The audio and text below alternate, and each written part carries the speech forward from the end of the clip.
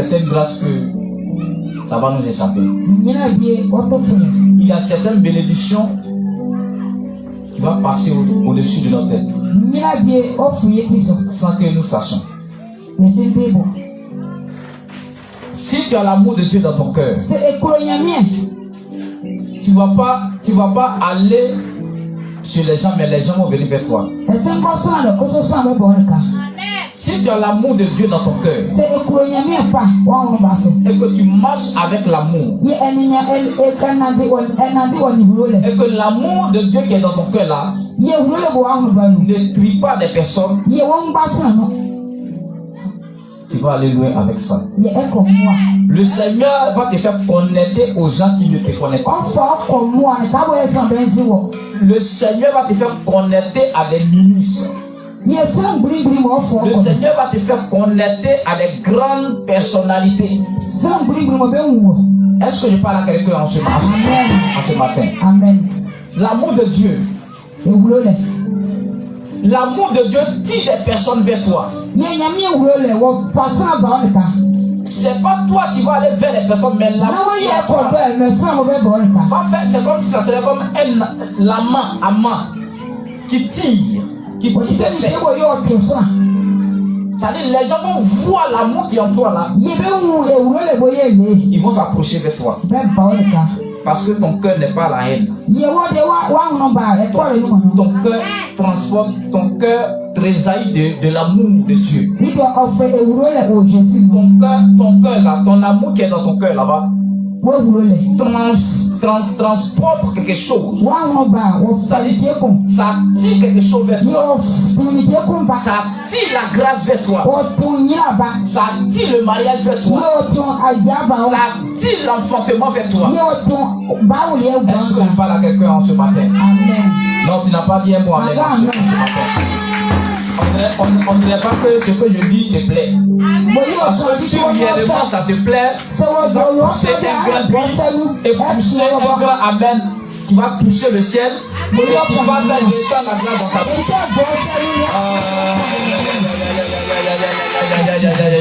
Que le Seigneur te bénisse, que la grâce de Dieu soit dans ta vie. Et dis quoi? L'amour ne trie personne. L'amour là, ça ne trie personne. Donc si quelqu'un te dit il a l'amour de Dieu et il tripe les personnes afin de les faire du bien, c'est qu'il n'a pas l'amour de Dieu. Il est en train de te blaguer. Quelqu'un te dit qu'il a l'amour de Dieu. Et lorsqu'il veut faire du bien à une personne, il trie des personnes, c'est qu'il n'a pas encore l'amour de Dieu. Il faut regarder dans son visage. Il faut regarder en face. Il faut lui dire, mon frère, tout ce que tu es en train de dire là, c'est faux. Parce que Dieu me dit, son amour ne trie personne. Si l'amour de Dieu trie là, il n'allait pas envoyer Jésus-Christ sur la croix pour toi. Il n'allait pas envoyer Jésus-Christ sur la croix afin que lorsqu'il va mourir, nos péchés soient pardonnés. Dieu n'a pas regardé une personne pour se sacrifier pour lui. Mais Dieu a regardé le monde entier. Même Dieu même a manifesté son amour chez les païens. Est-ce que je peux encore avancer? Est-ce que je peux encore pousser? L'amour de Dieu ne trie personne. Quel que soit quelqu'un même qui ne va pas à l'église, même les païens, tu dois manifester cet amour-là envers les païens. Tu dois manifester cet amour-là envers tes ennemis. Ceux même qui veulent à ta mort. Ceux même qui ne veulent pas que tu réussisses. Tu dois manifester l'amour-là devant eux. En face d'eux. Au milieu d'eux. Est-ce que tu peux encore avancer? Ce matin, le Seigneur va te faire du bien. Ce matin, le Seigneur va te faire du bien par sa parole là. Parce que c'est l'amour de Dieu qui manque les chrétiens. Enfin d'impacter dans leur vie. Si l'amour de Dieu te manque là, il serait difficile d'impacter dans ta vie. Il serait difficile d'impacter dans ton ministère. Parce que lorsque tu es dans ton ministère et que tu vois ton ami homme de Dieu, il est en train de progresser, il faut manifester cet amour-là avec lui. Même si pour toi il n'est pas encore arrivé. Mais afin de manifester cet amour-là, Dieu est en train de aussi grandir ton ministère. Tu n'as pas un bon mariage. Tu n'es pas en train de rentrer dans ton mariage. Tu n'es pas encore rentré dans ton mariage. Et tu as vu ta soeur rentrer dans ton mariage. Tu dois procurer l'amour avec ta soeur. Ou bien tu dois procurer l'amour avec ton frère. Et pendant que tu procures l'amour avec lui, le Seigneur est en train de tracer ton mariage aussi. Le Seigneur est en train de tracer le chemin de ton mariage. Parce que tu as manifesté à quelque part l'amour avec ta soeur, l'amour avec ton frère. Est-ce que je peux encore avancer? Est-ce que je peux encore pousser? Amen, amen, amen, amen. L'amour de Dieu ne trie pas. Est-ce que je parle à quelqu'un? Il y a des personnes qui trient les gens avant de les aimer. Bien aimé, si tu tries des personnes pour les aimer, la question que je te pose, est-ce que Dieu Jésus-Christ a trié avant d'aimer le monde? Il n'a pas trié avant d'aimer le monde. Donc si réellement tu as Jésus-Christ dans ta vie, et que l'amour de Dieu s'est installé en toi, tu ne dois pas trier quelqu'un avant de l'aimer. Tu ne dois pas aimer seulement ton frère. Tu ne dois pas seulement aimer ta soeur. Mais il faut aussi aimer les gens de dehors. Il faut aussi aimer les gens qui sont de nulle part. Est-ce que je parle à quelqu'un en ce jour? Amen. Est-ce que le Seigneur peut te parler en ce jour? Est-ce que le Seigneur peut communiquer quelque chose? Est-ce que le Seigneur peut communiquer sa parole dans ton oreille? Est-ce que le Seigneur peut communiquer sa parole dans ton esprit? L'amour de Dieu ne trie pas. Amen, amen, amen, amen. Que le Seigneur te bénisse. Que sa grâce soit sur ta vie. Il faut t'asseoir. Tu vas commencer à écouter et à saisir la parole de Dieu. Tu vas prendre le livre de Matthieu. Matthieu 5, verset 46. Matthieu 5, verset 46. Mandebro Sabala. Alors, la mélodie dit ça. Est-ce que tu es là ce soir, en ce matin? Est-ce que tu as pris la parole de Dieu? Est-ce que tu as pris ta Bible? Ok. Tu peux te lever s'il te plaît. Je prie que le Seigneur soit en ce lieu. Et que le Seigneur vienne m'inspirer par sa parole. Seigneur, merci. Seigneur, merci pour ta grâce, pour ta fidélité, Père. Pour ce moment glorieux, pour ce moment à part que tu m'accordes. Je prie que, Seigneur, que ce soit ni moi, ni ma chair, ni mon sang, ni mon intelligence, mais que ce soit, Seigneur, par ton esprit. Parce que c'est ton esprit qui fait toutes choses. C'est ton esprit qui parle. C'est ton esprit qui oriente. C'est ton esprit qui fait exister la parole que tu relâches dans la vie, dans la mémoire des autres, dans le cœur des personnes. Je prie que, Seigneur, tu sois au niveau de moi en ce jour et que tu fais ton œuvre. Tu fais ton œuvre au nom puissant de Jésus. Amen. Amen. Matthieu 5, verset 46 à 48. Si tu peux m'accompagner. 45, Matthieu 5 au verset 46 à 48.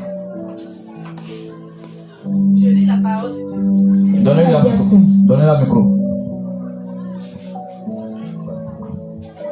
vous aimez ceux qui vous aiment.